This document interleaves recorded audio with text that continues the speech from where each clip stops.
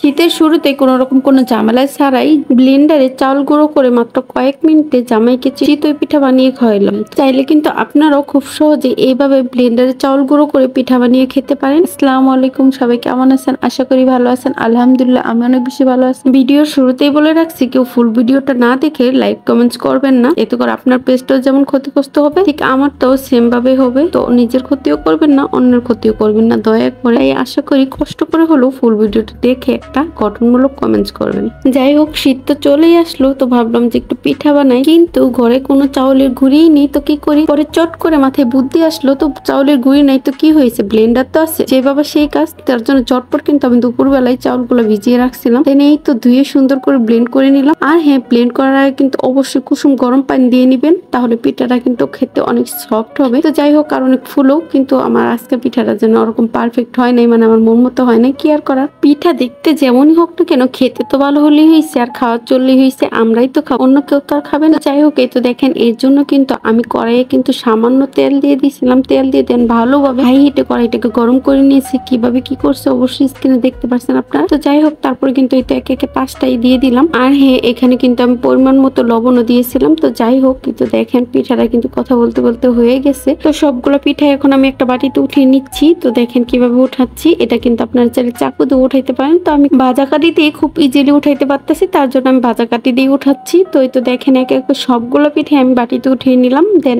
আবার দিয়ে দিব, কিন্তু এর আগে অবশ্যই কড়াইটাকে পরিষ্কার করে নিবেন। আমি ওই টিস্যু দিয়ে পরিষ্কার করে নি, যেটাতে তেল ব্রাশ করছিলাম। তো এই তো দেখেন আবার একটু তেল ওপরতেছে আর পরিষ্কার হয়ে আসতেছে। এখন কিন্তু আরেকবার দিয়ে দিব। পারফেক্টলি না হওয়ার আরেকটা কারণ হচ্ছে, যদি আমি 5 মিনিট কি 10 মিনিট রেখে দিতাম, কিংবা একটু সোডা দিলেও কিন্তু ফুল, তো যেহেতু আমি সোডা কিংবা রেখেও দিই নাই রেস্টে, মানে চটপট বানিয়ে নিয়েছি 5 মিনিটে, এর জন্য কিন্তু একটু কম ফুলছে আর কি। আপনারা যদি বেশি ফুলা চান, তাহলে কিন্তু আপনারা সোডা কিংবা কিছুক্ষণ রেখে দিবেন, 20 মিনিট কি 30 মিনিট কিংবা 10 মিনিটের জন্য হলেও রেস্টে রেখে দিবেন, তাহলে দেখবেন পারফেক্টলি ফুলবে।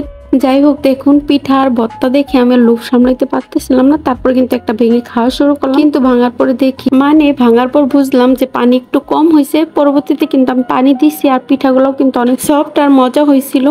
খেয়ে দেখছি ভর্তা দিয়ে, যেহেতু আমি দুপুরে ভর্তা বানিয়েছিলাম, বেসিক্যালি ভর্তা বানানোর জন্যই পিঠাটা বানানো। যেহেতু ভর্তা আছে, ভাবলাম চটপট পিঠা বানিয়ে নিই, তাহলে আর ভর্তার প্যারাটা থাকবে না। কারণ ভর্তা বানিয়ে পিঠা বানানো কিন্তু অনেক প্যারা, আর আমার হাতে এত সময়ও নেই। যেহেতু সময় ছিল না, এর জন্যই কিন্তু রাতে পিঠাটা বানানো। দুইটা বাচ্চা নিয়ে, মানে ছোট্ট একটা দিনে সময় পাওয়া যায় না। আর ঘুম থেকে যদি একটু দেরি করে উঠায়, তাহলে আর দিন মানে পাওয়াই যায় না, কিভাবে যে চলে যায় বোঝাই যায় না। তো যাই হোক, এই তো দেখেন পরবর্তী পিঠাগুলো কিন্তু অনেক ফুলছে আর খেতে অনেক বেশি সফট হয়েছিল। যেহেতু রাত হয়ে গেছে আর তাড়াতাড়ির জন্য কিন্তু আমি আরেকটা চুলাতেও বানিয়ে নিয়েছি, মানে 2 চুলাতেই পিঠা বানাচ্ছি। আপনারাও কিন্তু চাইলে এইভাবে খুব সহজেই ঝটপট জামাইকে পিঠা বানিয়ে খাওয়াতে পারেন। কথা বলতে বলতে কিন্তু আমার সবগুলো পিঠাই বানানো শেষ। আজকের মতো এখানে বিদায় নিচ্ছি। আল্লাহ হাফেজ, টাটা।